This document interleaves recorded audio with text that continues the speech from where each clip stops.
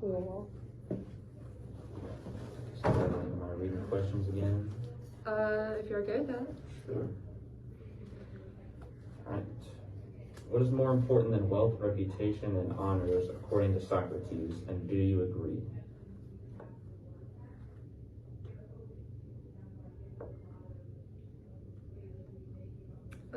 So like the passage that it's referring to, like makes a reference to like betterment of the soul is more important than those things, and I think that kind of ties in with like everything that he says with like spirituality, because it's like that's what's gonna last, not like your physical assets. Yeah, your assets, your belongings. I think he's talking about like a spiritual enlightenment, or like self-knowledge and knowing who you are, and just being it's like understanding yourself better. So that's like a life worth living, not the physical things. And I'd say I agree with that, because wealth, reputation, and honors can only get you so far. Mm-hmm. It won't necessarily make you truly happy in the long run. Sure. Mm-hmm. So what does he mean when Socrates says that a worse person cannot harm a better person? So like the better person is above the worst person, so they're almost like unreachable. And then our example would be when like punishing Socrates, he's the better person, is doing more harm to the community, to the worst person, to the jury, than it is to him. Yeah, because they're the ones that kind of like have that on their conscience. Yeah. And whereas he's like just trying to like, I don't know, better them by like having them question themselves, but they don't want to like intrinsically evaluate themselves. Mm-hmm. So Yeah, he's got a lot to offer the community with all of his knowledge, and really them punishing him and trying to get rid of him only results in them not being able to better themselves as much.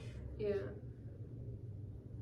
You know, like they're just gonna keep thinking the same way, and they'll never have anything to like challenge the way they think. Mm-hmm. So that'll harm them more. What does Socrates mean when he compares himself to a gadfly? I think that's like what you just said.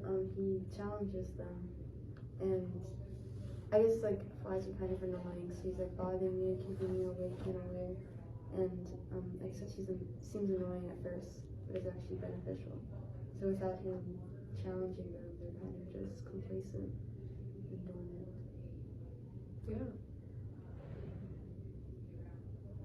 Why does Socrates not employ a pity plea to help his case? And do you think he was right in doing so? Yeah, I kind of feel like that just follows through with everything else he's been doing, like even from the beginning when he was like, it's not how I say it, but what I say. And it still kind of goes with that he's really just trying to persuade them that like what he's doing is a good thing and like beneficial. And he's not trying to like do that through just like making them feel guilty, but rather like having them be like more open-minded to what he's doing. And I feel like, yeah, just like doing that would kind of be against what he's been saying. Mm-hmm. So like begging to be let go, or bringing an emotion, like saying that he has a family, like 3 sons. That's like pulling on their heartstrings, and that's not what he wants to do. Yeah, like he wants to be innocent because he's truly innocent. Yeah. What did you find most interesting about the excerpt we read for today's class? I kind of liked how he was talking about like, I don't know, how it's like almost unjust to kill him, or like kind of like you were saying earlier, like it's worse for them just because they're losing like this, like the fly. Yeah, I don't know. I liked. It that seems like argument. it'd be worse for him, like if you're gonna die, that's so bad, Yeah. but really it's on you guys. Yeah, because I like losing that part Mm-hmm. of this. Anything else interesting?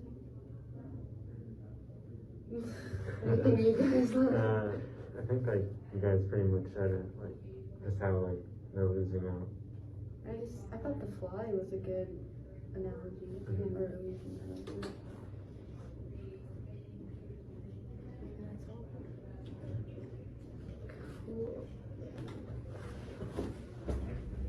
The most interesting thing to me about this part of the book so far is that Socrates understands that there is no escape for him out of this.